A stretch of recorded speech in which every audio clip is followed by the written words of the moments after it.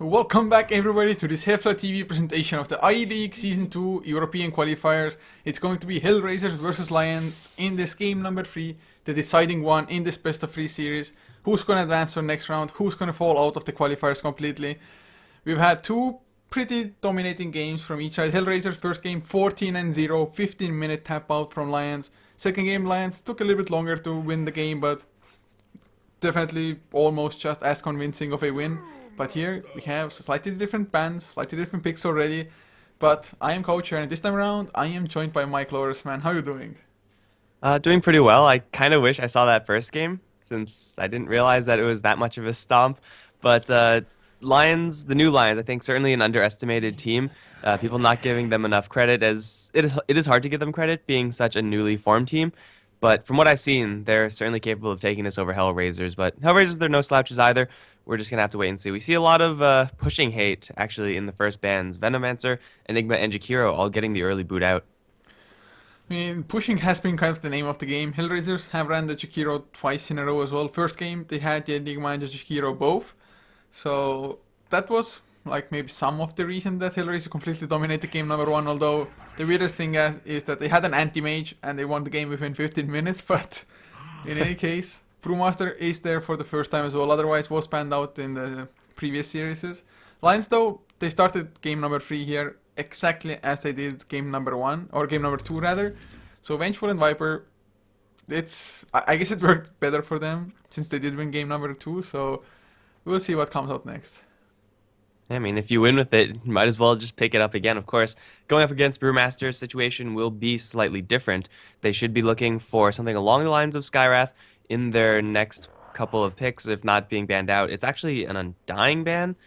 I gotta say, there's probably a higher chance of Lions picking anything else but Undying, so not too convinced on that, but sure, whatever floats your boat.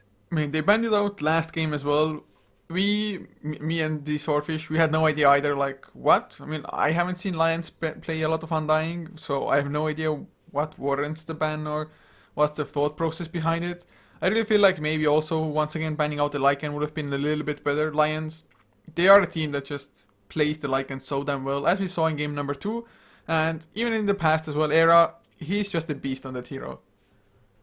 Yeah, I've been watching probably a lot of Lions in comparison to other people, and I don't think I've seen them pick up the Undying a single time. So as far as that's concerned, I don't think there's that much of a justification there, but who knows, maybe HellRaisers knows something that we don't. That is certainly very probable. Maybe they have a bet going on or something like that, who knows. But it's the Undying to be banned out, and Lions, they have a Venge Magic Missile to deal with the Brewmaster. Generally, you want to have something a little bit faster to come out, something a little bit more surprising to deal with said Brew. Ogre Magi still in the pool would be a fantastic pickup for either side, really. It definitely would, and I think both teams would be rather happy with this as well. I mean, Lions, if they had themselves a Vengeance Aura plus a Bloodlust for the later stages of the game, that would give them just a huge boost of power, which sometimes supports kind of lack in the later stages, just they fall off and don't have impact. But Lions picking up a Storm Spirit now, it is a hero that HellRaisers themselves ran in game number 1 when they saw that Lions were rather locked down light. Also Storm Spirit, if he goes for the Orchid build, gonna be excellent against the Brewmaster, plus of course anything else that might come home from HellRaisers, something like a Puck maybe, I don't know what they want to run in the offlane yet. But Brewmaster and Ancient Apparition can't really do anything to a Storm Spirit to just hold him in place almost. Yeah, you have Thunderclap, and Storm Spirit doesn't really give a damn about that.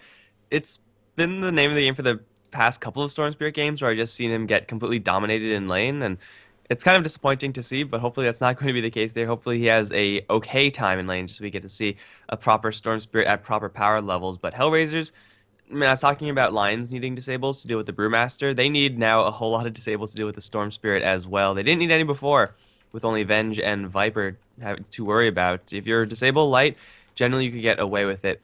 As far as dealing with Storm Spirit, the faster disable, the better. Ogre Magi probably still the best hero, although Skywrath Mage also a close second. Skywrath Mage definitely would be a pretty damn good one for them to pick up at this point. Of course, Skywrath Mage and Ancient Apparition might not be like the scariest of roaming duos. If you get close enough, sure, Chilling Patch plus just ranged right clicks are scary, but getting close might be the hardest part. Maybe Ice Vortex and Concussive Shot will be enough depending on what you're up against, or what the just main hero that's on the lane that you are ganking will be, if he has any lockdown, for example, or slow, something like that, but we'll see what they want to go for. Ogre Magi definitely wouldn't be a bad choice, just because any kind of stuns usually help you out in the just entire duration of the game. And he has some pretty nice synergy with the Ancient Apparition, though stuns, I guess, going to be optional. Skywrath Mage is going to be the pick, instantly responded to by the Doom. Now that's some initiation for the Brewmaster right there. Blink Doom doesn't really get much better than that. And of course, to a lesser extent, Ancient Apparition, Skywrath Mage also have to fear that hero. There is a lot of magic damage right now in HellRaisers, not that much physical. Of course, they have yet to pick up their other two cores, but from what it seems like right now, Doom probably just going to get zoned out of lane as per usual, unless something really weird happens with HellRaisers lanes. But once level 6 happens, then this Doom, I can see doing pretty well. Yeah, it's probably not doing too shabby at all. The Scorched Earth just gives you so much survivability as well. Although Skywrath Mage's damage output is pretty damn sick, especially with the chilling touch of the Ancient Apparition being close by. But I think, I mean, HellRaisers, what can they even go for now? Do they go for something that doesn't care about the Doom at all? Maybe something like a Phantom Assassin, for example, just right click through anyway, or maybe I guess Phantom Assassin might be a little bit too squishy against like Viper and Storm Spirit. I mean, what could you even go for? Medusa, I mean, what's the pick for you? Do you want to take this late game? Do you want to take mid game dominance? Well, with the Skywrath Mage, Ancient Apparition, Brewmaster setup they have right now, they're pretty well set up for the mid game. That being said, up against what Lions have right now, there aren't really many safe core heroes that you could go for that are agility. Necrophos was not going to be one that I was going to say. I was going to say that strength heroes are probably going to be of a slightly higher priority just because of their natural tendency to be able to survive the likes of Doom and Storm Spirit Initiation. Necrophos is going to be at the mercy of Doom and is going to be at the mercy of Storm. And I guess it's nice that there's no chance that Lions can pick up the AA since, well, I mean, they have it on their own team. So Necrophos is an okay pick here, but certainly is going to be very, very vulnerable to what Lions are packing. Storm Spirit, the earlier he gets an Orchid, the more painful it's going to be for HellRaisers. Yeah, I mean, Storm Spirit's Orchid timing definitely will be a probably pretty huge part in who can maybe take dominance in the mid game phases. But the last bans, Broodmother taken out by Lions, whereas HellRaisers have banned out an Ogre, and Lions' last pick will be what looks like a support silencer. Are you on board with a support silencer pick? I mean, do you like it in a support role in general, or would you have preferred to see another one? And most of the time I don't like it. I think in this game, well, obviously they don't have much room to move around, right? They have Doom, Storm Spirit, Viper, and you're probably not going to be having a support Viper anytime soon. Up against Necrophos and Brewmaster, I think the silencer is perfectly fine. AA Skywrath Mage are also going to get shut down quite largely by that hero, so I think this is actually a good pick, and it's pretty rare for me to say that support silencer is good just because I really don't like it. But I think right now it's fine. Gets a little bit worse with Phantom Assassin on the board, but I think they have enough power to deal with her anyway. As PA, the last pick for HellRaisers, going to give them that late game potential, and well, actually both sides have some pretty scary late game. But I think overall, Lions have landed on a little bit more of a mid game aggressive lineup. Yeah, it sure looks like it at this point, but it's always nice to see if you have kind of like a mid game lineup who can also take things to the late game like reasonably well. Maybe not the craziest of late games, whereas HellRaisers, if they can bait out the Doom on like somebody else than the Phantom Assassin, although Phantom Assassin as well most likely will have to go for a BKB anyway. But Phantom Assassin, just if things go to a late game, you can never count that hero out just because like one huge crit means that just one hero is dead immediately. Of course, she's going to have to be very careful in the early stages. A zip in from Era or a random Viper Strike, and suddenly PA could be in for a world of hurt. It really remains to be seen if she wants to go for the mid lane or if she's going to get protected farm. If she does go for that mid lane, then good luck. You're really going to need it. It's usually safe to get some CS with Stifling Dagger, but you are a lot more prone to ganks. And even though Lions don't really have the strongest ganking duo, VS is pretty good, Silencer pretty weak, they will be able to kill off the Phantom Assassin if the need should arise. But we have HellRaisers staked out in the Lions jungle right now, just going to set up some wards. Dread is going to be playing the Skywrath Mage support. Goddamn is going to be also supporting as the AA. Artis is going to be on the Phantom Assassin. Looks like a full-on aggressive tri-lane for HellRaisers with Aphroninge on the mid lane Brew. And top lane is going to be Goretz on the Necrophos. For Lions, Jonathan Fan, as always, taking up the offlane role this time on the Doombringer, leaving Era on the Storm Spirit mid lane, with a defensive tri-lane of Seal Kid on the Vengeful, Hansken playing the Silencer, and Ape Mother on the Viper. they maybe from the did they see HellRaisers being in their jungle, or did they I really don't just think so. anticipate an aggressive trialing coming out from the get-go? I don't think they saw anyone there. Hellraisers were pretty close to the trees the entire time. They were just hugging the tree line, so Lions might have, but I don't think they did. I think it's a safe assumption. They definitely know there's an offensive tri lane now. Putting a sentry ward behind your tier 1 like that is not going to happen if it's just going to be a 3v1 lane. So they definitely know what they're in for. And Hellraisers, their tri lane is pretty powerful, but I don't think it's powerful enough to say that they're automatically going to win this lane. Just because 8 Mother, as the Viper in a tri lane situation, is going to be so difficult to bring down. Of course, Chilling Touch is broken, so there is that to consider.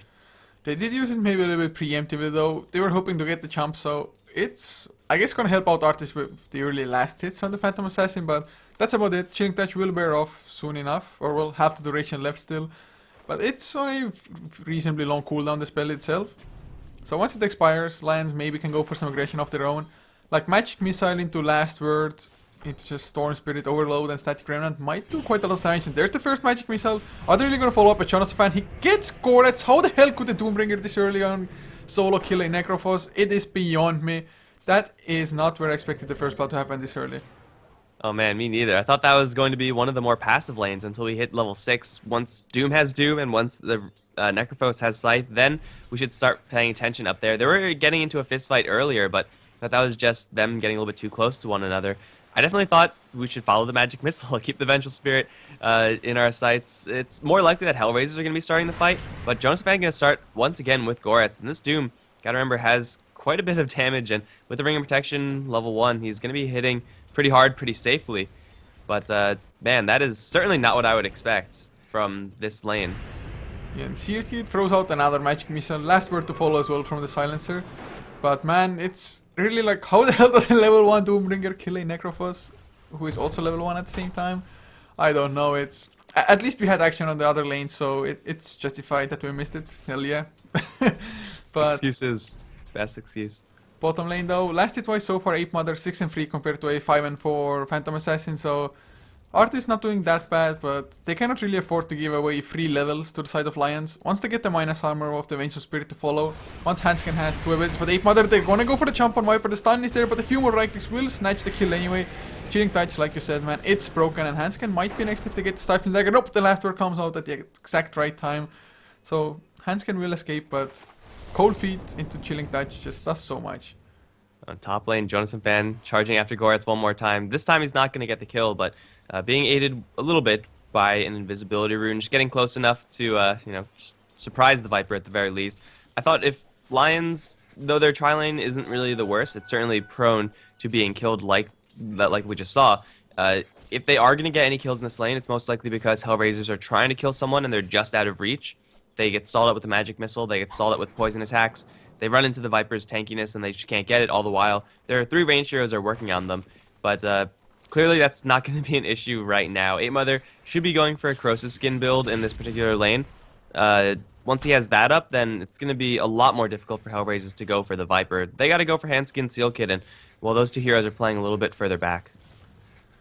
Well, it is definitely a little bit weird that he hasn't picked up that Corrosive Skin early on. I mean, Nether Toxin, it's nice to have that little bit of extra damage, I guess, but if you're not actually going for kills and you don't have the heroes low enough, then Nether Toxin won't even kick in properly.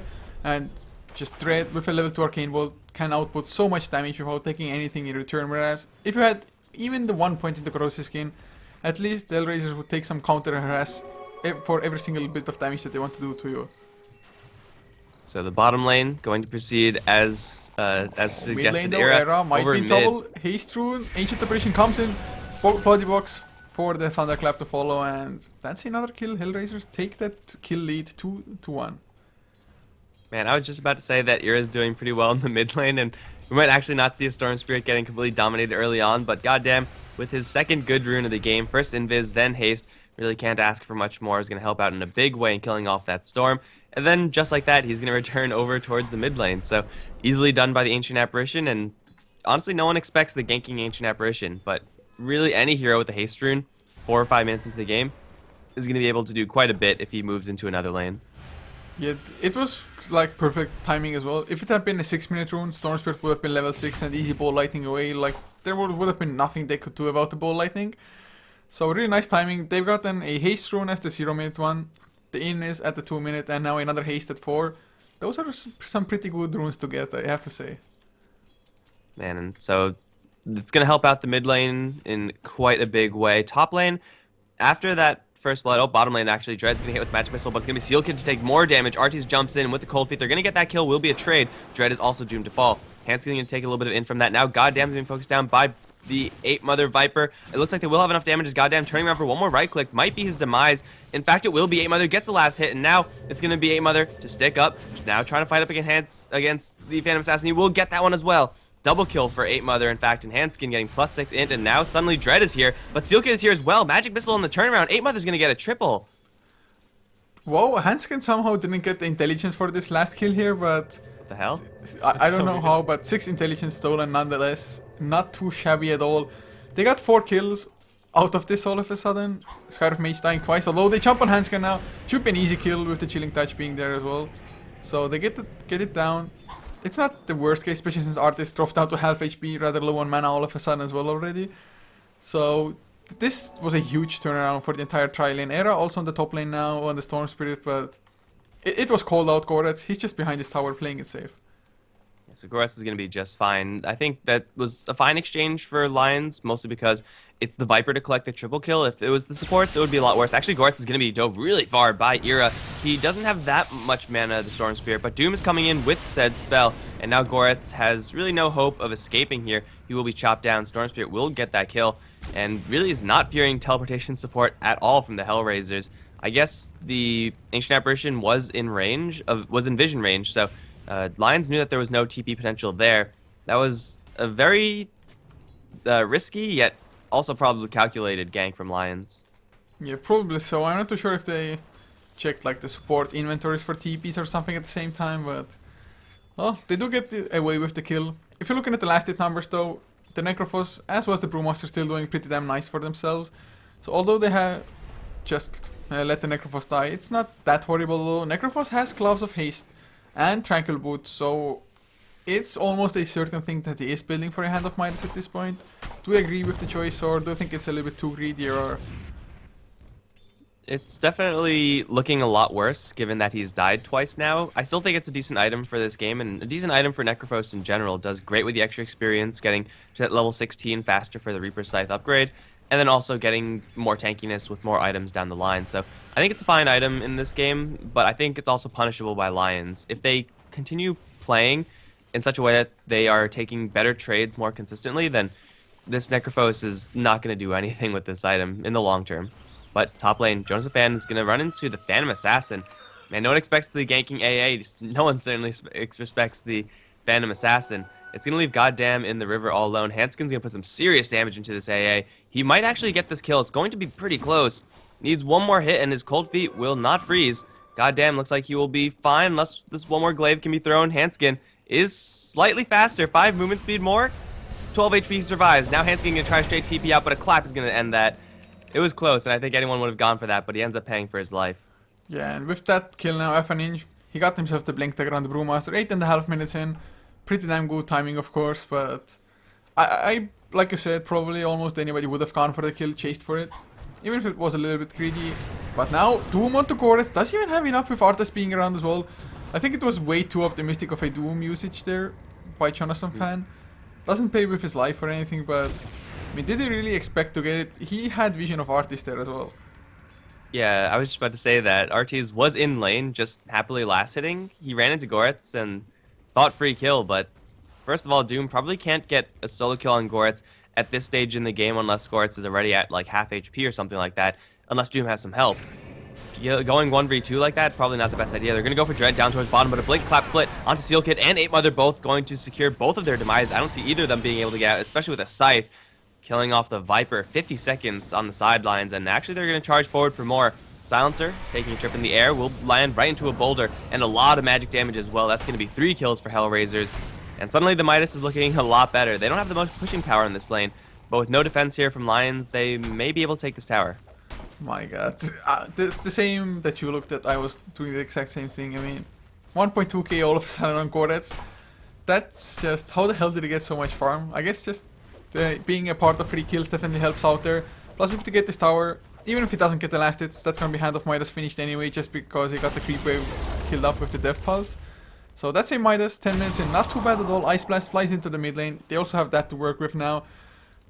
Although Era doesn't stay around quite yet for the tower, but man, this was a huge turnaround for HellRaisers. Yeah, nice series of pickoffs all across the map, and not having to worry about the global silence, not having to worry about the Doom ultimate, certainly helping them in just feeling comfortable taking that fight decisively. And while they get the tower destruction, they're also probably going to get the tower deny over in the mid lane. At the same time, they pick up the Hand of Midas, so a whole bunch of things going right for HellRaisers, and suddenly they're going to take a pretty large leap ahead in this game. We still have yet to see Lajons work with their Storm Spirit really at all. He's been camping out the mid lane, just trying to get farm, which is okay for a Storm Spirit, but just the activity of the Storm Spirit pales in comparison to the activity of all of HellRaisers. They've all been moving around quite a bit and doing quite a lot with it. And well, with good reason as well, I guess. They do not want to give away too much time for Lajons to just farm up, get the Orchid on the Storm Spirit, for example, free Midas for the Doombringer. If the Doombringer has Midas and maxed out Devour, it's usually a matter of time before he gets that #1 network position as well. Unless you have some really crazy Hand of Midas farmers yourself, or maybe like an anti-mage, something like that. But Aphanish now, with the Blink on the Brewmaster, no Primal Split for another 15 seconds, but a nice Blink Thunderclap might end up with an easy kill, although they see Ape Mother, not the easiest target to go for. They're going to go for him anyway. The Ice Blast is going to apply the touch, and Ape Mother will be dropping very low. They're going to doom up Aphanish, so there's going to be no split in this fight. As the meantime, Goret, the front line, is going to be disrupting everyone. Gets a scythe kill on the Viper, and no, it actually didn't, because he's only dead for 20. But Jonasafan is going to be diving so deep. 1 versus 3, not a good idea. Seal Kid now being chased down by Goret's Chilling Touch value, once again from the hero, is going to get himself a double kill, get the team 4 kills. And Lajons, that was just awkward positioning from them. That was not the positioning that they really wanted, having Storm Spirit having to waste all his mana just trying to get into that fight. I remember I can't draw on this map. But then having the Viper just annihilated from the get-go, not the fight that Lajons were looking for. Oh, it most certainly was not. I mean, they were hoping for so much, but Storm Spirit, he came in, I do believe, just after the global silence ended. He got Ancient sealed up as well by the Skyriff Mage and just went down with nothing to do. And now there's also going to be tier 1 falling. HellRaisers, they had a Hand of Midas on Goretz, and suddenly another 1.5k on top of that. He's #1 in net worth now. He had a pretty just horrible start, to be honest. He was 0, 2 and 0 I think at some point. Now 3, 2 and 4 instead. They are just showing us how strong they can actually be as a team if their communication is just going well. Yeah, and this is probably what we didn't quite see in that game #2, but because the Doom threw his ultimate onto Aphanish, he still has his ultimate. So Brewmaster still has split. Goretz is going to have a scythe soon enough. They cool down on that not too long. And Phantom Assassin, though she can carry a game, she's not acting as a one-position carry in that AFK farmer sense. She is right in the middle of these fights. Not getting the most kills just because it is hard to get the last hit as Phantom Assassin this early on in the game. But man, is she doing a lot of work for the team. Just jumping in with level 4 Stifling Dagger really sometimes can make all the difference. They're going to take the top lane tower and the mid lane tower, and suddenly Lajons, their map control is really, really damaged, and it's not going to stop for the HellRaisers. They're going to rotate down to the bottom lane as a 5-man squad, and whoever they run into is in quite a bit of trouble. Yeah, the Prime Split is available, so Aphanish blinks forward, not going to be able to stop the TP of Seal Kid. Does cancel even the Thunderclap, not to just lose any mana. Does have the regeneration rune, so I guess wouldn't have been a big deal. But suddenly, the 3 cores of HellRaisers, they are holding the top 3 positions in net worth as well. It's not like Storm Spirit, Doom and Viper are doing horrible or anything, but it's just compared to how well it was going for Lajons earlier. It seemed like this game wasn't going to come to this state. Now HellRaisers have pretty much complete map control. Their movement into the Roshan pit is completely scouted by the Lajons side, and usually up against the Storm Spirit you have to be a little more careful about this if you are the HellRaisers. But they see Era up on the top lane. They're going to sacrifice a tier 1 tower to get this Roshan, and that's perfectly fine for the HellRaisers because this Roshan is going down slowly but surely, and there is no sign that Lajons actually know about this from the HellRaisers. Of course Lajons do know, but that's kind of irrelevant now. Roshan down. It's going to be a double life for the Phantom Assassin, instantly smoked up. That might have been spotted by the Observe Ward. Goddamn might have peeked his head out of that fog of war, but either way, they're looking for blood, and maybe they're going to find someone. Oh, maybe they might find Jonathan Fan, although he's packing up already. Scorched Earth though, on cooldown now. He doesn't have a TP either. Hiding is his best option, but they scouted it out. They saw the smoke break on FNH, and that's gonna be a dead Doombringer. There's just no escaping this. And even Reaper siped up for good measure. Extra 30 seconds on the sidelines. But what I wanted to ask you is that goddamn on the Ancient Operation has gone for maxing out the Cold Feet. Usually, probably the last spell to be maxed out, but do you think it's fine in this case, in this game? I think I would rather like to see a different build from him. Again, there aren't really many stuns on the HellRaiser side. In fact, there are no stuns on the HellRaiser side. So guaranteeing the Cold Feet is going to be very difficult. They have a lot of slows, but you know, you could get value out of slows with the Cold Feet. You could also get value out of Chilling Touch when you have a lot of slows. So it's working out fine for him, though I think it could have gone for any other build and it would have been just as fine, if not even more so. Well, I guess Stifling Dagger into Cold Feet is like decent-ish. FNH gonna run into Seal Kit, but blinks away. They could have gone for an easy jump if Art is just literally standing there for a little while. But they're not gonna go for it just because assistance would have been there for Lions. I mean, they would have fought under a tower after all. Whereas HellRaisers, they don't have boots of travels or anything, like no global TP with an IO or something. So, even though they had the Primal Split, they're not gonna overcommit and just go like 2 versus 4, 2 versus 5. And it's nice to see that, although they have the momentum, they're not gonna go just too berserk with it. And that's probably the fastest way to lose a game. Get a little bit ahead, think you're invulnerable, think you're on top of the world, and then overextend one too many times. Suddenly the enemies are back into it. And the enemies have the likes of Silencer with the Midas, they have a Storm Spirit, they have a Viper, they have a Doom. You can very quickly be overwhelmed if you make just a couple of one too many errors. And HellRaisers doesn't seem like they're going to be making that mistake. They are just happily farming away. They have the Aegis still, so they should be looking for some sort of objective, some sort of fight. I don't know if they're going to find it, but it is risky to go for this. Hanskin has his ultimate, and though we didn't really see the impact of the Silencer ultimate on the top lane fight, it is certainly a threat for HellRaisers. If they get their Brewmaster silenced without splitting, then their fight might just crumble. Yeah, and this support Silencer actually doesn't have the worst farm. He'd go for a Hand of Midas as well, just to be able to get that Aghanim Scepter at some point, I guess. Otherwise, without the Hand of Midas as a support Silencer, things need to be going extremely well for their team to actually get those necessary items. So it's a decent item on a support Silencer, I think, the Midas. But HellRaisers, they're just not letting up with the pressure. Going for the tier 2, although the push isn't that fast. At least they're putting constant pressure on it. Ice Blast to defend their own tier 1 tower on the bottom lane. So they're going to get a favorable trade here. A tier 1 for, or a tier 2 rather, maybe for a tier 1 unless they want to TP back and defend that. But looks like they are just wanting to press high ground. They probably can't kill this tower. At least Lions won't let this happen. Hanskin, though, going to get jumped upon. Big crit down to half HP. Artis is going to take quite a bit of damage in response, though he does have the Death Pulse of Goretz as well as that Aegis. Probably not worth it for the Phantom Assassin to do that, but just telling Hanskin to back the hell off.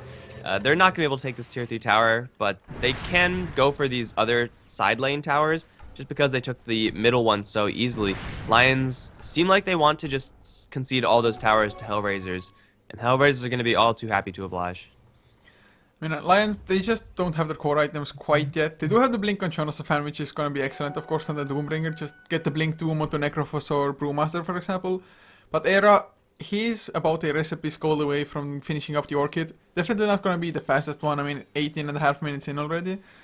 But if they had the Orchid, getting kills would be just that much easier. But if they smoke in like that, getting Artis, for example, might be rather easy as well. But then again, he has the Aegis, which might just be enough time for the rest of HellRaisers to actually come in and defend. Man, if Era was a little bit more active in the earlier games, or earlier portion of the game, then his Orchid could have been up. He could have had a better score than 1-2-0. Really not the score that you want on a Storm Spirit, who typically excels when he's a little bit more in the fights. He has not really been doing that in this game, and if you wanted to do this, then you really should be picking up another hero. Storm Spirit now going to try to go for Artis, and then is very quickly going to reconsider. Okay, so I guess that was his plan all along, but man, if the Necrophos was there, then instantly dead Storm Spirit. That was incredibly risky. Oh, it most certainly was. I mean, doesn't make away with his life. And is that the Orchid done? Nope, not yet. Just a TP flying out to, I do believe it's the Ape Mother. Yes, it is. So HellRaisers grouped up once again. Aegis does expire now, so it's a little bit harder for them to actually fully commit into a fight. Just because Artis, he does have sub 1k HP, so that's not a lot to work with. Even with the blur being there for him level 2. But with Avaninch finishing up his Vladimir's offering now as well, extra damage, extra armor, so going for yet another tier 2, whereas doesn't look like Lions can get the trade from anywhere. It's probably going to be the same exact play. HellRaisers are going to poke up the high ground just to see if they could force some buybacks, and then they're going to leave, or they're just going to leave. That's also good. And yeah, no trade in sight for the Lion side, getting marginal amounts of farm, but sacrificing your tier 2 tower to do so. That's not exactly how you win a game of Dota. And HellRaisers, because they all bailed at the same time down towards bottom, well, you might as well go for that bottom lane tower now. You took the other two so easily. They're just getting more and more ahead right now. And Lions, maybe they're just bubbling under the surface. Maybe they're going to take an explosive team fight. But I don't really see that happening. Doom ultimate going to be very nice. And they're actually going to find goddamn pick him off. Ira's going to do that solo. So I guess a nice pick off from the Lions there. But will it actually stop HellRaisers in their pushing? Probably not. Yeah, I have my doubts about that as well for sure. Especially in HellRaisers, they are farming up a stack now as well for the next item. Basher done on Artis. But Orchid is there on the Storm Spirit now, so maybe it's gonna help them out enough.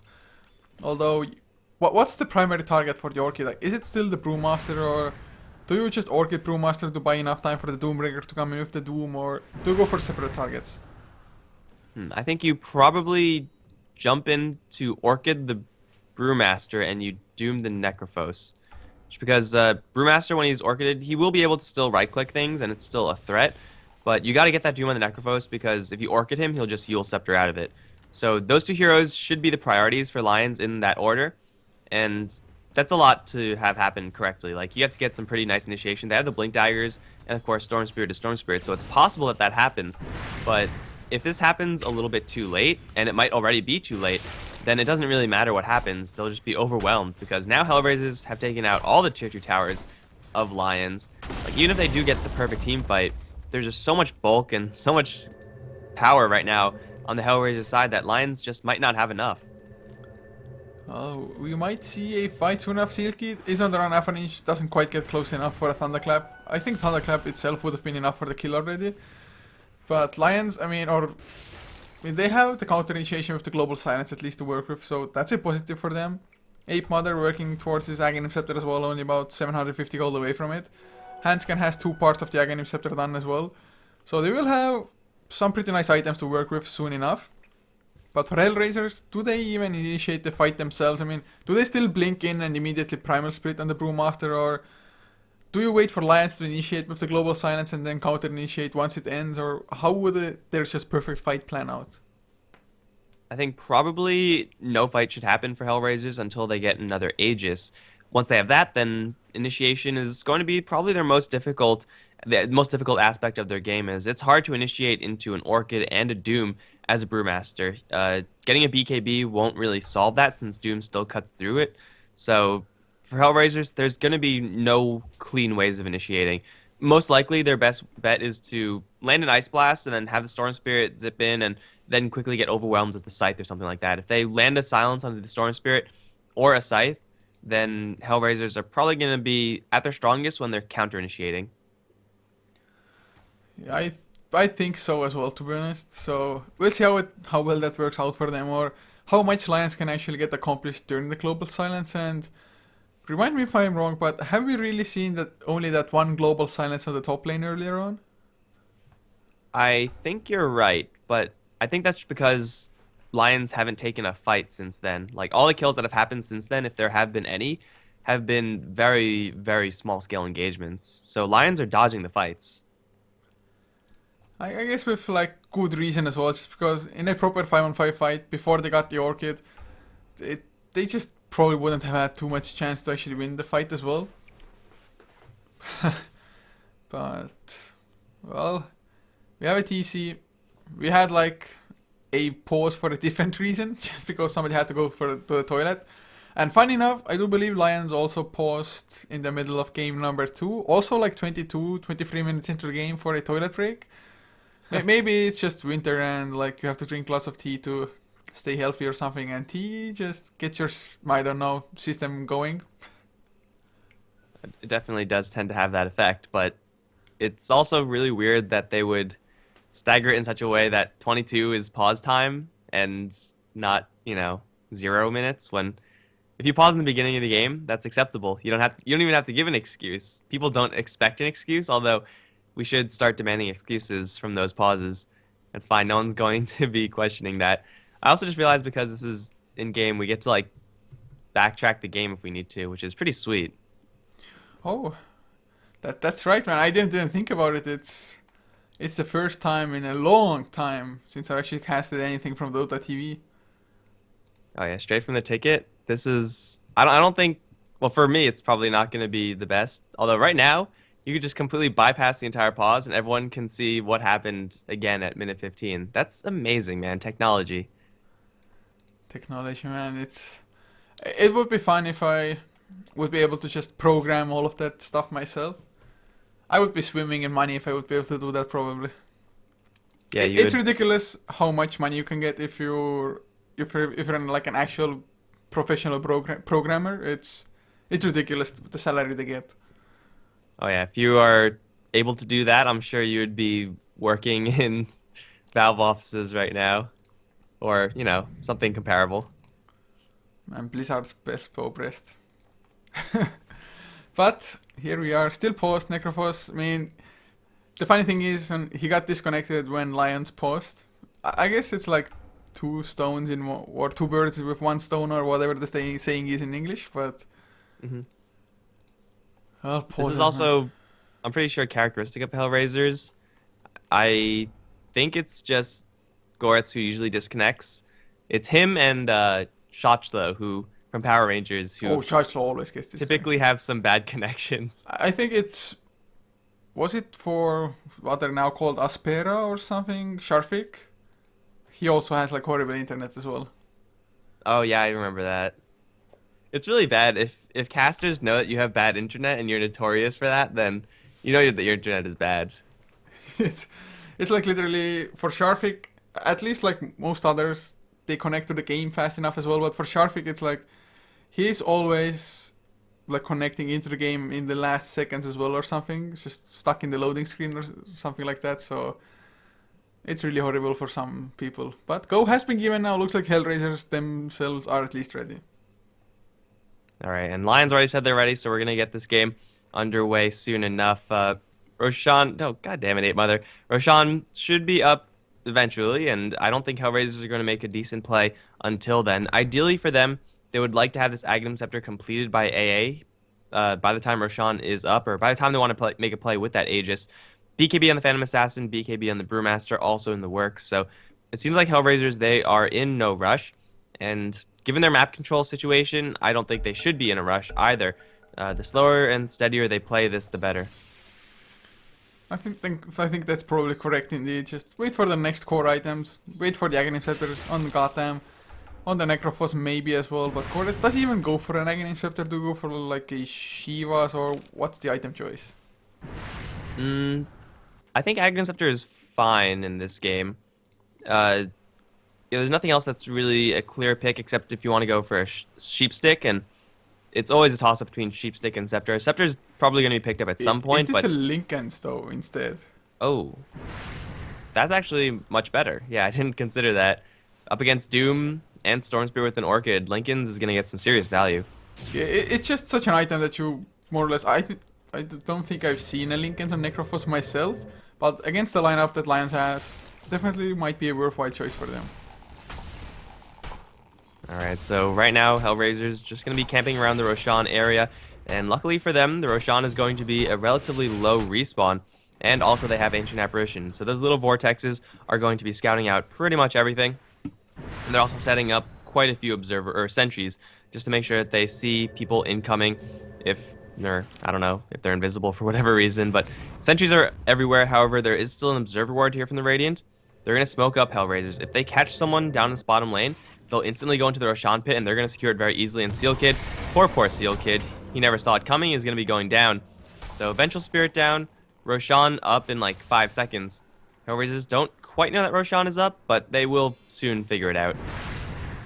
It's not hard to scout it, and F1 is already there as well. So they will go for the Roshan next, 24 minutes in, and second Roshan already going down. So third Roshan with the cheese probably will happen at like 35 or so minutes in. But they are trying to split push together with Jonathan Fan. hopefully they're not going to stay for too long and actually get caught. Ice Blast is flying first. Gonna disable the blink dagger of Jonathan Fan for quite some time, but I don't think they have anybody who can actually catch up with them. But it's just even more reassurance that you can get the Roshan safely. And look at this, what Lions are doing right now. While the Roshan is going on, Lions are doing nothing. Like, they're kind of pushing the mid lane, if you could call what Ira's doing pushing. They're kind of applying pressure up towards top, although you could probably consider this farming instead. Joseph Van also cutting the creep wave up towards top. He's going to get blinked upon by Afwin. Now into the split. This is pretty difficult for Brewmaster to do solo, so he needs more help. Here comes the AA with Cyclone to interrupt the TP.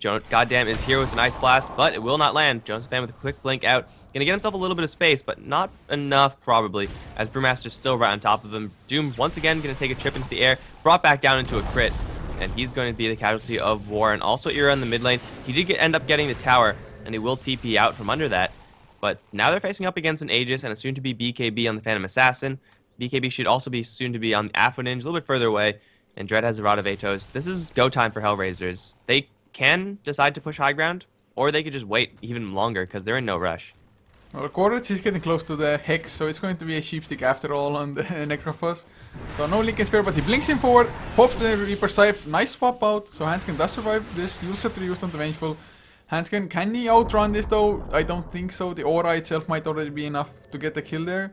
And yeah, it's just going to be an easy kill. Korach picks it up. Gonna have almost enough gold with the Hand of Midas usage. That's going to be the sheepstick finish now. So I guess that really must be the goal time for them. Yeah, they have such an overwhelming advantage as far as the items that they've just picked up. Like, not only these big ticket items, but also that Aegis. So pretty much everyone on their team just picked up a very large, very impactful, very expensive item. And whenever you pick up an item, you have just a very small window where you are a lot more powerful than the enemy. If you compare that to what Lions have picked up, they have an Aghanim Scepter completed on the Silencer, which is, I suppose, very nice. An Aghanim Scepter also on the Viper, but it's just not going to be enough compared to what HellRaisers have. Pretty much a big item on all of their heroes. Yeah, they have the BKB and Phantom Assassin, so dies, can come back, pop the BKB and go Berserk. But Aghanim Scepter done on the Silencer. This actually might be somewhat huge for them, because there's still only one BKB so far. Afaninj working on his own, and we have another disconnect. So, fun times. I just sincerely hope that it's not going to be one of those games where we have an extended pause, and the game, once it gets unpaused, ends in just a couple of minutes after that. It does seem like that's possible right now. HellRaisers, they're not all in the bottom lane. In fact, they're Ancient Apparition very far away. He doesn't have travels or anything like that. Does he have the completed Ags right now? He's 2 parts. Yeah, he's a little bit far away from that item, so he's not going to have the Aghanims upgrade for a little bit longer. But having an AA in the base is perfectly fine. Really, you just want an Ice Blast to hit on everyone. That's the dream. So HellRaisers, they still can go for this if they really want to, though I think BKB on Afoninj is an item that's worth waiting for. I mean, it most likely is. It's just, it kind of gives you that reassurance that you can actually go for the Primal Split, unless you get doomed, of course. But if you get doomed, that just means that the rest of the 4 heroes can go do whatever they want in the fight, not have to be afraid of that particular spell. But Lions, I guess just still being able to turtle, or rather HellRaisers giving them time to just find some sort of farm, just get anything done. Because they were also pushing down the top tower at the same time. So they are getting some map control of their own, or at least global gold into their pockets. So it's not all horrible. I mean, for example, the net worth chart, it's been flatlining for some time now. Some of it has to do with the pause as well, probably, but hasn't gone steeper than about 8,000 for some time now. So they're holding on, but that's all they're doing. And it's hard to get a read on how or what position Lions are actually in, just because most of their power in their fight is going to come out from this Aghanim Scepter Silencer ultimate, and we haven't seen a Silencer ultimate for like 15 minutes. So as far as Lions and their ability to perform in these fights, we haven't seen anything so far that would indicate their power level. Items just on the heroes are hard to evaluate if you don't actually see how they're going to be taking a clash. So Lions are certainly capable of taking a fight, just because, well, HellRaisers, they don't know exactly how much damage Lions can put out either. They're going to be kind of in the dark. Both sides are, really. So it's possible that we just see a surprise that Lions turn things around. They get the perfect initiation. They pick off the Brewmaster before he could split. And with only 1,300 HP right now, Afoninj is certainly vulnerable to that. But I don't know. It's all going to depend on the silencer ultimate. If he pops his ultimate before the BKBs are popped in HellRaisers, then Lions might just instantly lose that fight. I think if they get the Doom onto the Necrophos, that's going to be huge, especially before he gets the Evil Scepter or the Hex off. Just because he has only 2 point or 1.2k HP as well, so that's not a lot to work with in all honesty. So if you get like doomed up, maybe Viper Struck as well, you are most likely gonna die. But we'll see. Like you said, it's really hard to just evaluate the damage output when you haven't seen a proper fight for so damn long. Okay, so he's back on Skype, he's reconnecting. Hell yeah. Goret's confirmed still alive, guys. He's back from the dead. We have him here, and hopefully pauses aren't going to last for too long, man. Pauses in Dota. Nobody likes them. It's like we're so close to ending the entire series as well, so after this it's like, yeah, you can crash your PC however much you want, but well, during the game, hopefully it's gonna go without any further pauses, because this game, depending on how the next fight goes, might end either rather fast or just go down to the next ocean or something at least. Yeah, it's going to be a very long time until Lions actually win the game, whereas HellRaisers, they're potentially much closer to that victory. They're going to try to go for the bottom lane once again. It's pretty healthy, and the pushing power of HellRaisers is not that high. If they had a Jakiro or something, then this could be very easy for them, but if they're going to take this tower, it's going to be off of the back of a very nice team fight. And right now, Lions are going to start chipping away at the HellRaiser side. RTS does have Helm of the Dominator, does have an Aegis, but if he's surprised by, Storm Spirit zip in or a Doom blink, if Doom blinks in for a Doom, then things can get really bad for HellRaisers really quickly. They're going to continuously siege with creeps and ice blasts, and I think it's going to be up to Lions to make the first move. Well, they are waiting for it. They have Aghanim's Doom, they have all that they could really require, but they don't want to do or make the jump onto Artis. That's the only problem for them. They do not want to waste all of their spells on an Aegis. So they want to get Gorets or maybe Avalanche from the back lines. But Storm Spirit, of course, has his own BKB as well.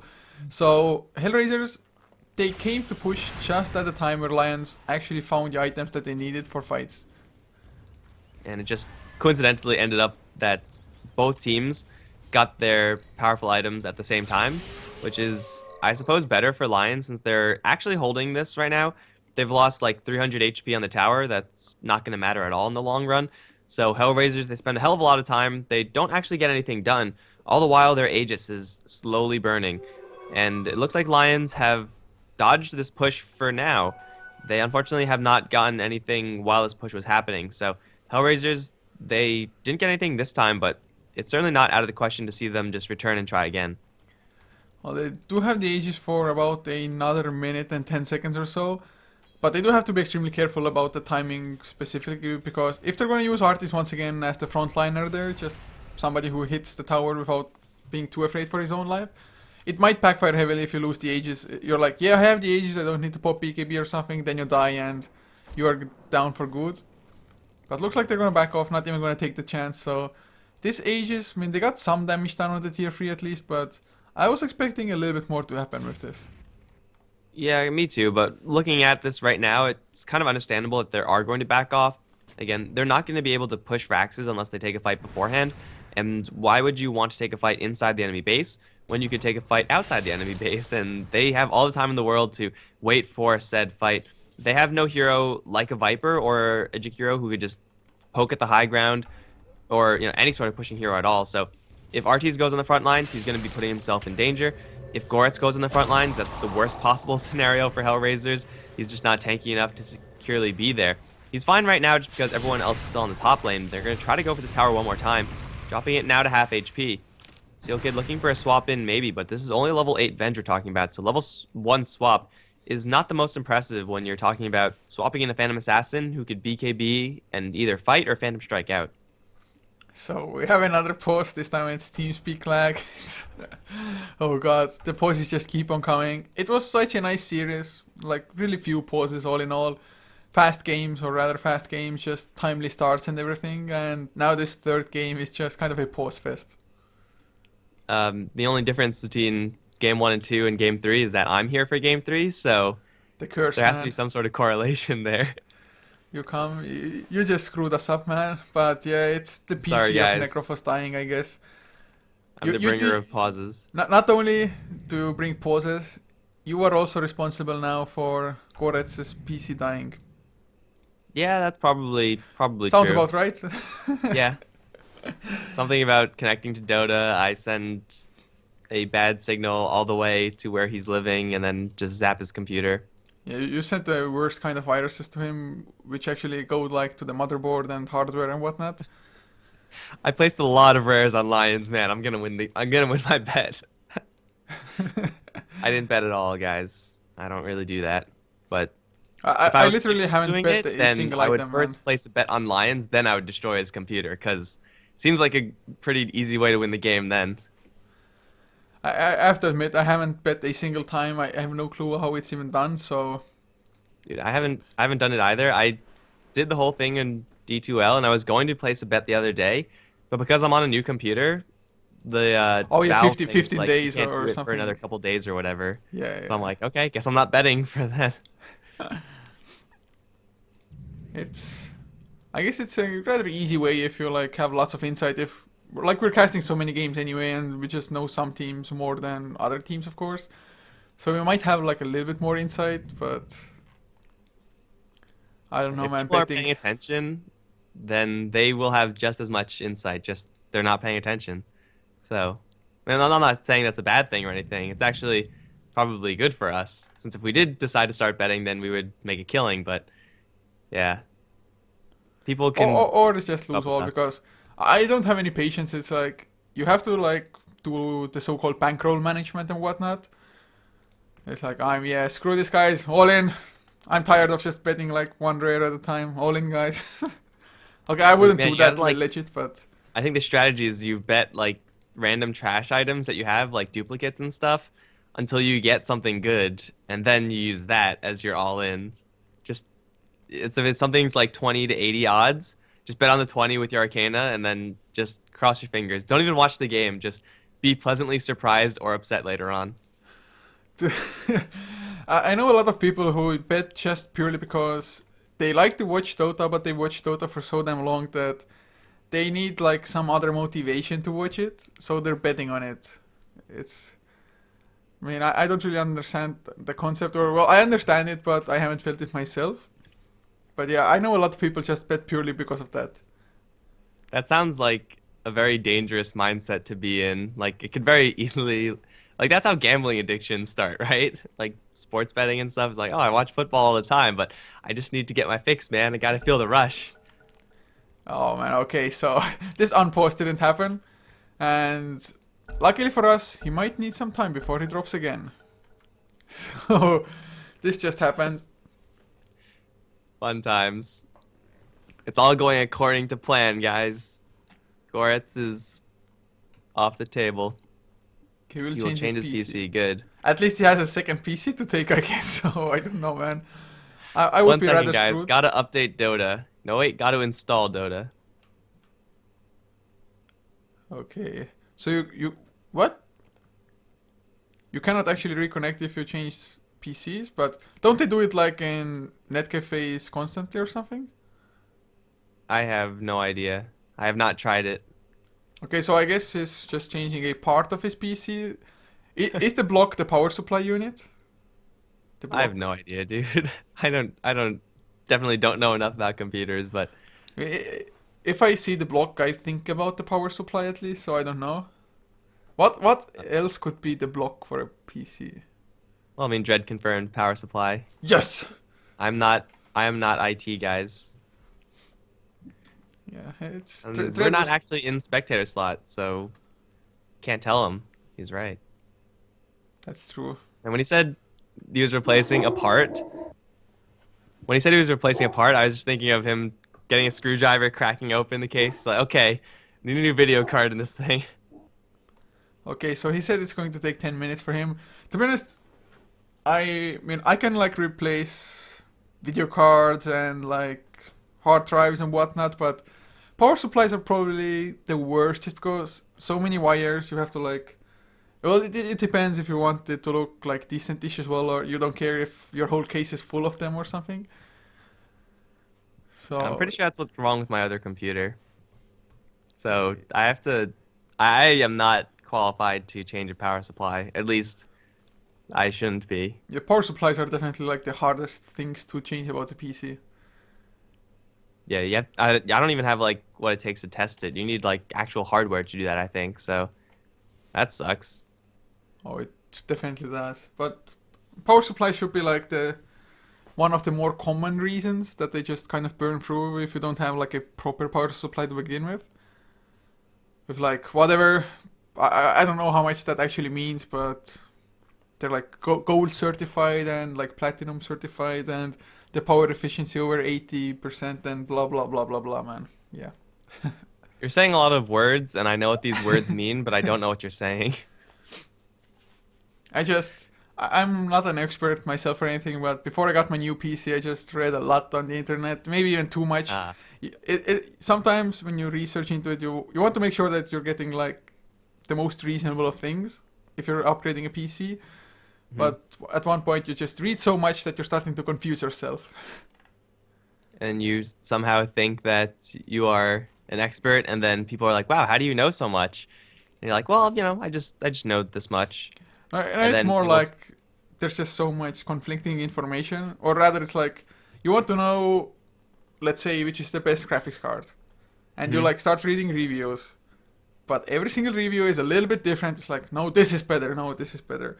Then there are like benchmarks, but some say like, okay, this benchmark is more important than the other one, and another place says that no, no, this is the best. It's like, what, guys? Please just make it easy. Like this one, best pro, best, go with it.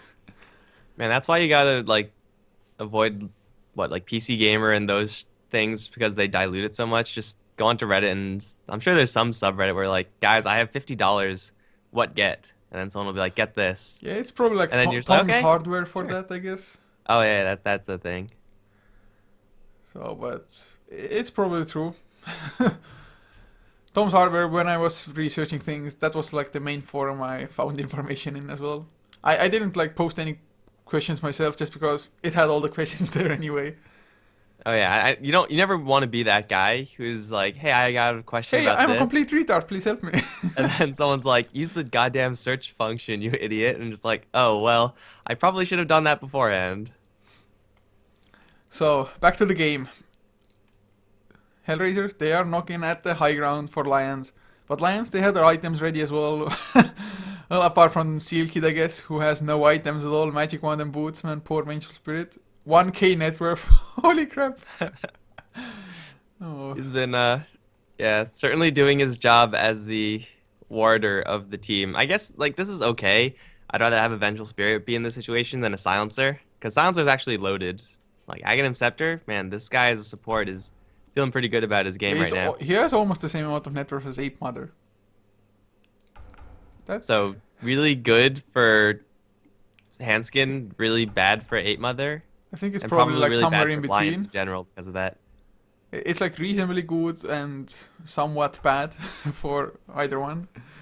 So, man, I don't know. But Hellraisers, in theory, they should be stronger. But like you already said, like I don't know, 10 minutes ago, just because the pauses have been going on for so long that a lot will have to do with just the Doom as well as the Global Silence, how they will be used for the fight. Yeah, and I think those skills interacting with the Split and the Scythe and the Ice Blast to a lesser extent of Hellraisers are really going to determine what takes it. You know, it's been a long time since we've seen a team fight. Has it really also been a long time since we've seen a Mystic Flare? Because I feel like it's been ages. I think we haven't seen too many Mystic Flares to begin with, and the last one I saw was in the mid lane when Storm Spirit was pushing the tier 2, and a Viper Illusion was killed with the Mystic Flare. Got him. Yeah, so you could do that, I suppose. So no relevant Mystic Flares. This is a pretty passive game overall, but it's weird to see 8-16 and the game might actually be ending soon just because Hellraisers are looking to breach base of Lions. So the first game, it was over in 15 minutes. GG was called. Second game was like 33 something minutes. So I was like, we are gonna so easily make it to Balkan Bears versus Power Rangers, which starts at 15. So in 18 minutes time. Now Oh I'm shit. starting to doubt myself. Well, yeah, that's unfortunate. I thought it started in an hour 10 or hour. I'm pretty sure it I guess I just starts can't tell in time. 18 minutes should be. Okay. It's confirmed, guys, that Dota players actually don't know how to tell time. And yeah, that's a thing. That is most certainly a thing. So at least, yes, at least one thing got confirmed out in the meantime. That Virtus Pro versus Denial for I League will happen tomorrow. So Okay. there's just a bit of a mix-up on the Dota Someone 2 else's launch. part. Someone else messed up, not Yeah. us. Not us. Yeah. Because we don't mess up here. That's not what we're in the business of. So, any updates? No. Yes, that's what I wanted to hear. Okay, in 2 minutes, Trade is gonna call him, so we have that to work with. 2 minutes time. God, if Lions actually like get the def win, or if we're gonna try to load in or something, that's gonna be.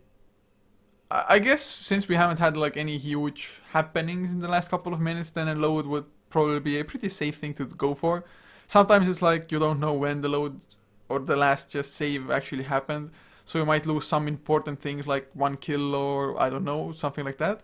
In this game though, don't think anything important would be missed with a load in. Man, we could load from like 20 minutes in the game and some towers will still be alive, but the kill score would pretty much still be the same. So you can do that if you really want to, but man, once you have to resort to the loading, you know you're in for bad times.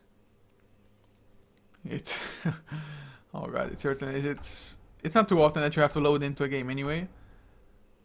Hanscan wants some admins. Maybe they have another game of their own as well at some point for another league. Who knows? It's actually pretty crazy how packed the schedules are for the pro teams. They play so often. I mean, sometimes I think like that we cast a lot, but the players they play just usually just as much. Yeah, they have all these official games where money's on the line. They have a whole bunch of scrims that I'm sure that are always delayed. Like as often as games are late and postponed and everything, I'm sure there's scrims that happen all the more. So it's certainly a tough life, the life of a pro gamer, I because they mean, can't tell time. to be That honest, also I hurts. would like to know if in scrims they actually are late as well, or if it's just reserved for the professional games. Because if it really is late all the time, you just for four games you can take like extra hour or Mhm. an extra hour or so, just because every game must be like 15 minutes late at least. And Yeah, if the start isn't late, you're gonna have to pause for 15 minutes. it is always going to be late. That's just a thing. That's also because can't tell time. But I guess if you have two teams that can't tell time, then some of the time you'll just be lined up perfectly. So, I mean, what did you read out of the I League admin saying they need 10 minutes? Did, I mean, yeah, what happens after 10 minutes? That's a good question. I, I would have interpreted it as in 10 more minutes, you're gonna have to unpause or something is gonna have to happen. Hmm. But, Usually it's just unpause, or like you ran out of pause time. You have this much time allotted to pausing, and well, you're running out of that. I know a lot of tournaments do run with like 10 minutes pause and like maximum 3 pauses, but that should be like 10 minutes pause time during a single game Hmm. with in 3 pauses. And HellRaisers definitely has just surpassed that amount for sure here. Oh, Of they're course, setting the bar for pausing right now. it's not like they can change too much. It's not like it's for a random reason or something. If your PC isn't working, then it isn't working, but there's still like a limit to how much time it's actually sensible to wait. Well, you don't need Necrophos to be here, right? Like you can micro Necrophos really easily. It's not that hard. HellRaisers, I do believe they themselves played the Visage last game, so whoever played it, just pick up Korets and go. Yeah, I mean he only has, I guess, two skills that he actually has to use, and then Scythe. So just do that. It's easy. Easy 4v5. Okay, so at least we got some form of confirmation that the game will get unpaused after 10 minutes from that point, although since I didn't have the timers, 1 minute left. What? He said they need 10 minutes I think it's and 10 minutes total, okay, and it's been 9, probably. so who knows how long it's been? I have no idea. You're not expected to like really keep track of the time. But I think because of this, HellRaisers, they're going to fall back. Right? No pushing. And well, let's say that they do have to go back, just wait for another 10 minutes for Koras to actually get his PC going. If he even gets it, given that he is adept enough to change his power supply, and it actually works instead of him messing it up even worse. So, if this goes to like 40, 45 minutes, something in like that, do HellRaisers still have the advantage in the fights even, or will Lions be able to just farm enough in the meantime? It's like, who has the better late game? 4v5, probably Lions, but I don't know. Like, this is a scenario I've only seen once before, and the one time I've seen it, the game was pretty much over. This game, it's certainly advantageous for HellRaisers, at least, if they were a 5v5, but it's still far from over, so I don't know. What's the proper protocol for calling a 4v5 fight? Do you evaluate the hero as a full power hero, or is it like a half power hero, or what? I mean, I guess if Ancient Operations just stays far enough back, lets his Ice Splash fly, and then completely just lets go of his own hero and takes over the Necrophos, I guess you can account for him as like half a hero then? Or just you're Okay, playing... so we have Necrophos with about as much farm as Viper then, Oh man, effectively. it's- I don't know. But hopefully he will come back, as they said. He said he's coming. That's of course like the worst thing to say. Yeah, he's coming. That's the main thing they say in lobbies, if they say anything in lobbies at all when they are late. Sack. It's like, he's coming. But when? Who the hell knows? 15 minutes from now, 1 hour? We don't know, man. His intention is to join this game at some point. Good, so we're not missing anything. Why are we pausing if he's in Skype? He's obviously doing fine right now. He's getting CS and everything. Yeah, I mean, I guess they want to start applying pressure as soon as they can. Because maybe HellRaisers themselves don't feel that confident in going towards the later stages of the game. Well, HellRaisers, I guess they're going to work the bottom lane tower down to 400. Then they're going to work the top lane tower down to 400. And then they're going to strike and take them all at the same time. Desperation tactics 4v5. What do you do if it's 4v5, guys? I don't know. Well, it's easy. You are artists. You build up Battle Fury, maybe 2, and just Kill them all in one crit hit. everybody in one blow, yeah. Yeah.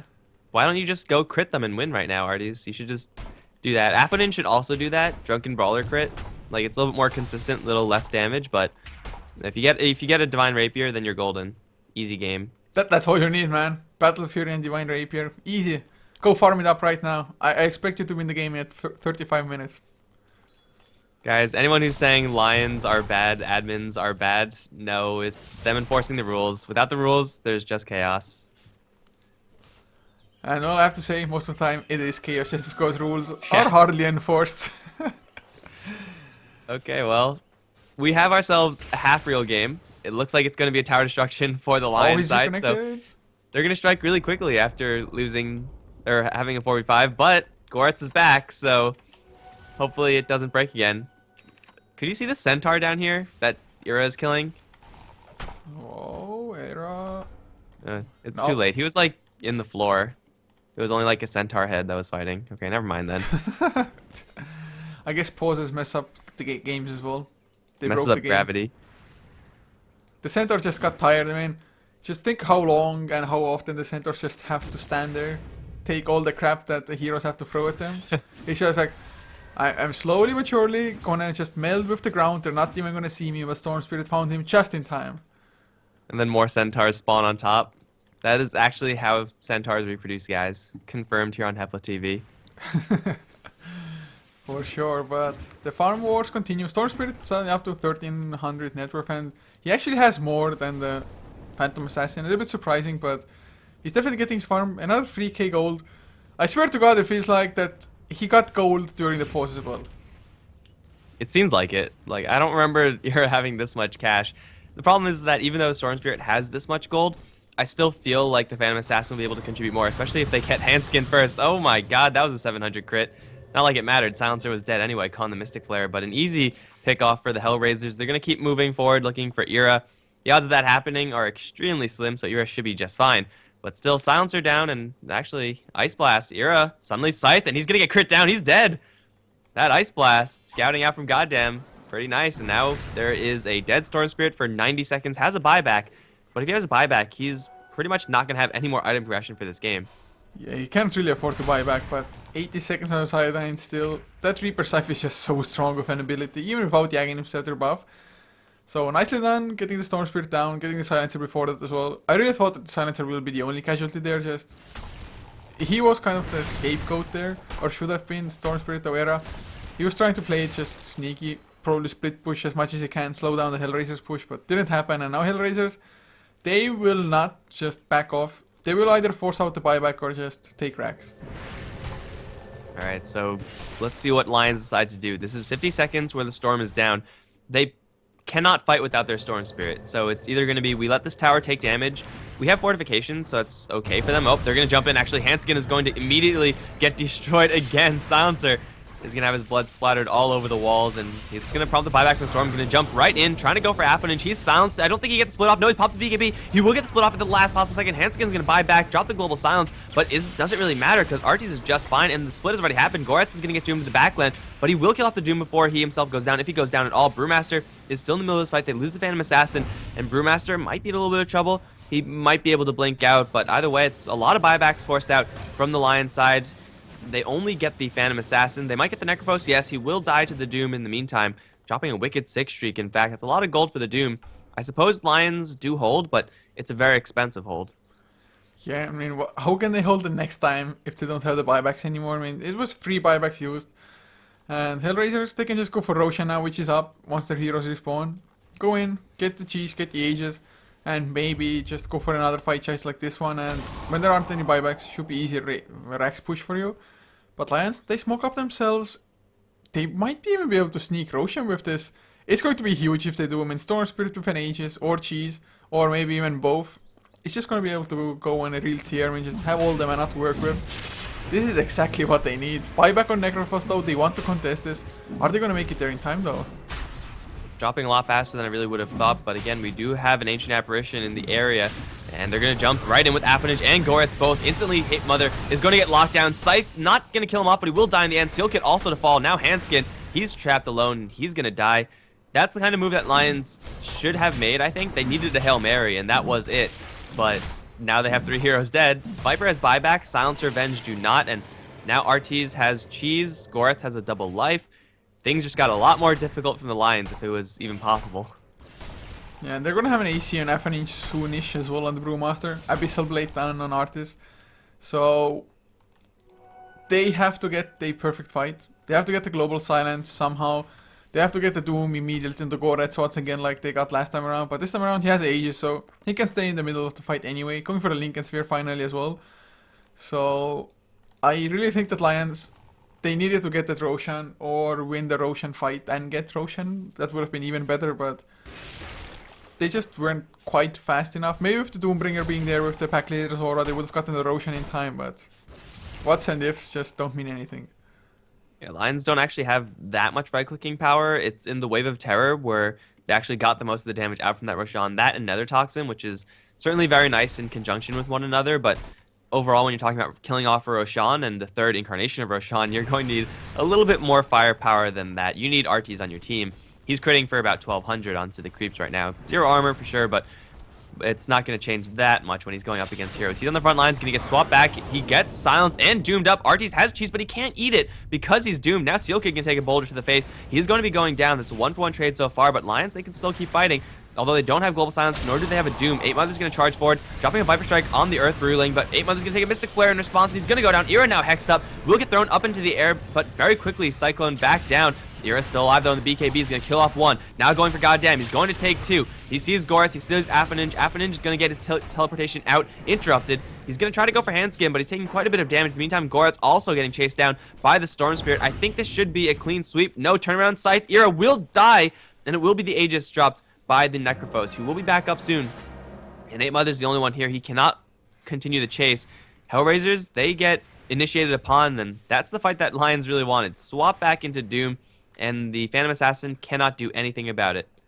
The funny thing is that just before this fight actually happened, I thought like, not a bad choice to give the cheese to a Phantom Assassin, because usually you wouldn't want to doom him up probably, but if he's caught like that in the front lines, they were just so certain, HellRaisers, that Phantom Assassin is going to survive no matter what. They want to doom up the Brewmaster or the Necrophos, either or. But Lions, they're like, yeah, screw it, if you give us a kill, we're going to take it. We don't care how many spells we have to use for that one. So really good fight. They held on to the racks. Another buyback was forced out, of course, by Ape Mother this time around. But it is perfectly acceptable for them. But are they getting enough items to just follow up with their own progression? Storm Spirit also dying there in the end, definitely not helping out too much. But, well, they're holding on, and well, I'm kind of hoping for maybe BBC versus Power Rangers to be delayed a little bit now, as it usually is, but I bet this is going to be the one time that it starts on time or something. Well, Jonathan Fan right now is going to get jumped. Big crit, going to drop him pretty low. Artie's going to take the Magic Missile, but he will die anyway. The Doom down to Seal Kid they go. That's 2 kills for HellRaisers. The Doom and Venge in the wrong place at the wrong time. I guess it's nice that we're casting off of Dota TV since we could just come in whenever, but yeah, people will just have to deal with it. They're not... I'm sure they're going to whine, but they're going to whine anyway. HellRaisers, they're going to try to do their best to end this game, actually. So thank you, HellRaisers, for trying to cooperate with us. They're going to go down the bottom lane. Range Raxes took a little bit of damage there, but this is Doom down. They're going to try to, at the very least, force a buyback. They still have the cheese, but if a fight like the first one happens again, then Lions are going to be feeling really good about their game. But that's going to be difficult to happen because already the high ground is breached. There is backdoor protection, though, so that's nice. Well, not for too long. Creep wave is coming in, so backdoor protection ends. That's going to be easy racks for them and Lions. They don't want to buy back on the Doombringer, although it's just they might as well, but I think they're going to lose 2 racks. Afanage now has purchased up Yes Alquira's, not going to be delivered immediately, though. So that's going to slow down the push a little bit, or not slow down, but not going to make it faster. But Artis, he jumps in, pops the Abyssal Blade and Handscan. Oh, nice swap back. They need to save Handscan for sure. Ice Blast is flying though. It's not gonna even need to connect. The crits come out. Era. He's gonna get bashed a few times as well. They're going for Artis, but he still has the cheese. Is he gonna need to pop it? Can he pop it? He should be able to do it with ease. And there's the cheese. Doombringer does come back, but does he even have enough at this point? Doom still on cooldown. Can't do much of anything. Ape Mother caught in the Mystic Flare. Primal Split used as well. Throwing Gorets in the air by a Yule Scepter, but that's about it. That's probably going to be second Rax. Era though, he comes back in. He's going to get hexed up. Do they have enough to take him down? They have the Reaper Scythe as well. They need a little bit more damage. Silence up Reaper Scythe. Era down without the buyback for 100 seconds. This is probably GG. And Assault Cuirass, I'm pretty sure, was delivered in the middle of that as well. So the towers and the following buildings are going to fall that much faster. Lions, they only have a Doombringer right now, and it's a Doombringer with an Aghanim Scepter, Blink Dagger. He's going to do next to nothing. They don't have any tier 2s, so they're not going to slow down HellRaisers at all in that regard. I think this game is just over. They don't have enough to defend. I would think so as well. I mean, just 3 sets of actions is too much. Yule Scepter now onto Doombringer. Ice Blast to follow as well. Hexed up, crit, and well, Era, he comes in, maybe can catch Goddamn at least, get the 1 kill, but never mind, Abyssal Blade is there. He's not gonna even get that one, although Global Silence will tick down Goddamn. Goret might go down to the Doom as well. And they don't get the 3rd Rax. Deny onto the Necrophos. BKB from Era to make sure he escapes. Handscan though, gonna get caught by Artis. Another Stifling Dagger to slow him down. So they get the kill. Shonos of Hands still around though, but are they really gonna delay out the game even longer?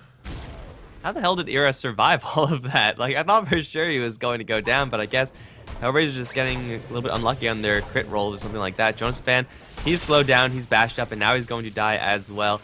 This is Lions pushing HellRaisers out of the base. It's at very steep cost. Pretty much everyone who has a buyback, or had a buyback, no longer does. They've lost 2 sets of Raxes already, and well, they might take out Artis. Storm Spirit running out of mana quickly, though, and Afanage and Artis can very easily turn this thing around onto Era. Even though there's not much mana on Phantom Assassin, she's going to fight to the death like a man. Era is going to be dying. It looks like, yes, and Artis. Flare miss. Second flare miss, and Artis still alive. He's going to get a lucky crit, but Seal Kid of all heroes takes him out. Afanage is trying to chase after 8 Mother. He also doesn't have any more mana, but another hit is going to get the kill on the Viper. Now Seal Kid in a 1 versus 1 that he really can't afford to be fighting because of Drunken Brawler and Drunken Haze. Afanage is going to stay still, then blink forward. Here comes the Ice Blast, which will steal the kill. That's all 5 of the Lions heroes dead. Afanage is the only one to really survive that fight, but they don't really need anyone else but him because super creeps are flooding the base. Afanage is actually going to back off because Silencer is alive, but this is 2 lanes of Raxes in favor of HellRaisers. This is looking extremely, extremely bad for Lions. Oh, it most certainly is, and I have to say, that man turnaround, if you lucky Blur just procs as well for the Phantom Assassin, and of course getting the crits, getting the life steal on the Viper like that, staying alive for a couple extra right clicks duration. And that was huge. The turnaround was real. Brewmaster as well, so damn tanky with the Drunken Brawler. The amount of armor that he has. Boots of Trials now picked up as well. Another Ice Blast flying onto Hanskin, I guess. And, well, 3.7k even on Goddamn's Ancient Apparition. Level 3 Ice Blast. They are just all filthy rich. They have so many items to work with. Whereas Lions, having to buy back, they just don't have anything at all almost. Look at the graphs as well. Just escalation, man. Oh man, that is just insane. Mostly because that flat line was so long, that was the pause right there. But also a huge dive down, like 15k downwards. That is disgusting. And HellRaisers, they are camping out Roshan, hoping for a 0 additional time spawn. But it's going to be 1 minute until they can get that one. Honestly, they don't really need it. Being 2 racks is up, they could just slow push the top lane and be completely comfortable in doing so. They have a fresh Satanic on the Phantom Assassin. Maybe they want to save for buybacks on some heroes, but even if Lions take a nice team fight, realistically, they're not going to crack back into Raxes. Well, it shouldn't be doable at least. I mean, maybe they're going to find a magical way, but they don't have the craziest amount of push themselves. If they had something like an IO Tiny, it could be doable even, maybe. But they are so far from that combination. Alright, and RT is on the hunt, and he sees Jonas and Fan. And he has a BKB, but there's an Abyssal Blade, and, well, he doesn't even pop the BKB. Actually, he does. RT's pops the BKB as well. The bashing is real, and there's the crit. It's about time he killed off that Doom. I thought it was taking a little bit too long, and Doom down. He has no buyback for another 80. And just like that, HellRaisers are all in the top lane, looking to end the game. That was a 1300 damage crit coming out for Artis onto the Doombringer with that. And now they find Seal Kid as well. Is this slow enough? They are jumping in. Are they going to use the Reaper Scythe for this kill as well? Usurper comes out first, buying some time, but Seal Kid swap back onto Artis, nicely done, but not gonna be enough. And this, with 2 heroes down without the buyback, most likely will be the 3rd set of racks, and I cannot imagine Lions just winning this. Maybe if they had buybacks, they would be able to hold, but they won't be able to win. 8 Mother is going to get jumped upon, dropping very low. Global Silence is there. RT's taking quite a bit of damage, can't get the Satanic hits off, and he is going to be going down. Ira zipping back and forth, but actually doing nothing in the meantime. He will be scythed and he will be brought down. Now Lions are officially out of gas, and that's going to be a game. So guys, this is it. HellRaisers advance to the next round for I-League, winning the qualifier number A or B. I'm not too sure which one this is. I think it's B even.